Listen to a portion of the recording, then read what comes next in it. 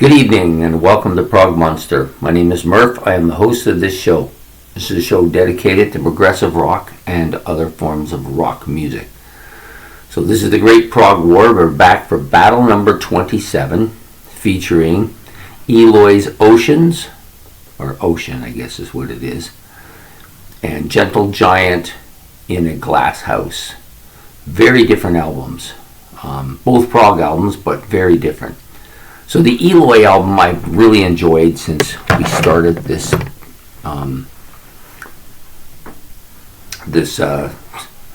prog war that we're doing here, because I've been listening to it pretty much from my new computer,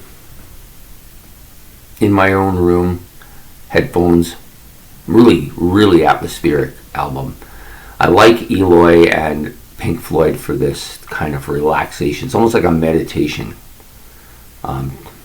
Tangerine Dream's another band like that too, but I just like the really kind of mellow state that I get into. The music is so good for that. It just really relaxes you. And the good thing about Eloy's albums, there's not a great deal of difference in the music on any given album from front to back. You know, you might have one or two songs you like quite a bit more than the other. I like the first song on this the most, on this album the most. But it isn't really that much better than any of the other tracks. And there's only 4 tracks on the album anyways. Some really nice symphonic sounds here, and spacey as hell, you know. Other than Frank's voice, which I've grown accustomed to, there isn't really much that I don't like about this album. It's just a really solid album. And I was listening to it. I listened to it from front to back entirely today. And it's just like, this is the third time through? Yeah, third time through I've listened to it. Each time I've liked it better. So strong. Such a good album. Maybe, could possibly be my favorite Eloy album eventually. Not been around long enough to really challenge some of the other ones that I've been listening to more, that I've listened to a lot more. But still, very solid album. Gotta buy this one. This is a must-own album, I think. And I even, like, there's a little, the last track's a bit quirky, with all the, it's supposed to take place in the future, and, you know, all that. It's a little bit different, but, and they got this guy who's speaking, this really doesn't sound right, but anyways, overall, really solid album. Okay, so now we come to Gentle Giants in a Glass House. I don't know what to say about this album that I haven't said. Unbelievable album. You know, I thought Acquiring the Taste was as good an album as I've heard in years. Definitely, it's been on my playlist now for almost a year. I've had only a few albums even make it to that length of time, not alone surpass it. And I thought, there's no way they can top this. But this album, this one I'm listening to now, I gotta have to say that this is going to be a master hit for me again with this group. That first song is so friggin' good, man. It's so good. The complex time signatures, the absolute mastery and undeniably great instrumentation on the album. The overall workings of the progressiveness of the album, unbelievable. They're just unbelievable. I would have to say there's maybe 4 or 5 bands in rock history that could handle the level of sophistication, instrumentation, and complexity that they do on this album. I can only think of maybe a half dozen bands that can handle it. And of those half dozen, there's a couple that would not be able to do it without assistance, because they don't have the kind of keyboardist that Kerry Meniere is. Kerry Meniere is, like, I hate using the word underrated, but he's what's the word? He's unappreciated at that level.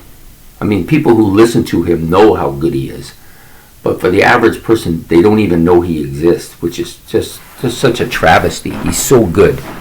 That vibrasizer or xylophone, I want to say it's vibrasizer on that first song, That's incredible. Like I sometimes will rewind it and just play that. It's so good. It's so fantastic.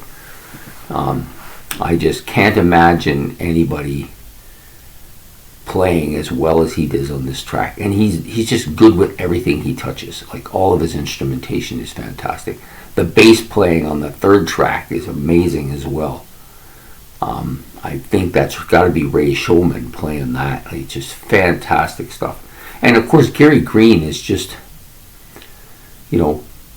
any other band he would be dominating, but in this band he just fits in like he's just another one of the great musicians in the band. Like, he's just so good.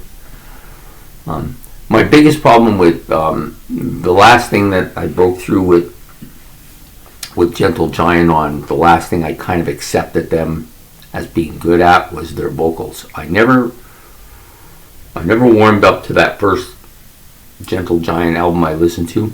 I'm going to have to go back and listen to it again, because now that I've penetrated these two albums, I feel like maybe I should give that one another chance. But I just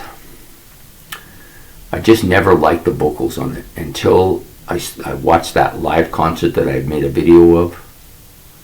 And then I really had a lot of appreciation for not just Derek Shulman in general, but the whole kind of a cappella thing that these guys can do. Like, they have very good harmonic vocals, but it's kind of a cappella and sound. It's just outstanding. Like, they just don't seem to have a weakness of any kind.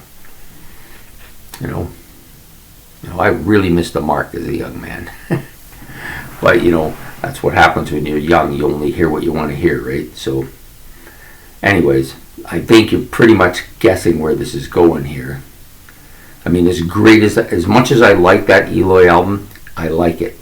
This album, it's not even close here. It just blows it away.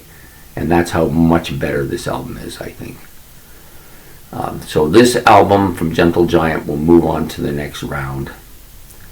I should send warnings to whoever they're going to battle, because it's going to be tough to beat them. Just very tough. Okay, so I hope you enjoyed this video. Yeah, this is one of my most emotional ones. Just so good. The last couple of battles have been just like getting like really intense, because the music is so good, and it's just so hard to pick. But this one wasn't really that hard. And as great as this Gentle Giant album is, I feel kind of sorry for Eloy, because I really like this album a lot. It's just not the same league, right? Nothing you can say about it. Anyways, I've said enough. I hope you like this video. If you do, please like. It's much appreciated. Subscribe. That's much appreciated as well. Make your comments. How do you guys feel about these two albums? I know it's a bit of a different kind of a matchup. They're not really similar in any way, but really interesting. Yeah, I'm looking forward to see how far this album can go. Could it go all the way? I certainly would not be surprised at this point that if it won it all. It would be hard.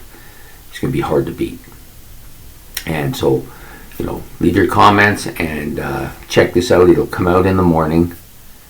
And then we have one more in this round, and then two in the next round, and then the finals. So the way it's going to work out with the finals, because I know some of you have probably figured out the math by now that we're going to run out of days. But what is going to happen is that we'll do the two semifinals, and then the finals will come at night on the second. Got a bunch of albums to do, a bunch of videos to do that day. It's at the end of the month, so we'll be doing our hauls as well. So we'll do the one in the morning, the one in the for the finals at the end of the day, and the hauls will probably come in somewhere in the middle there. So anyways, just a great day, great album. Enjoyed listening to this, enjoyed doing this video, and we'll see you in the morning. And we'll be back with the next Prog War battle number 28 on Sunday morning. Okay, so have a good one. Bye.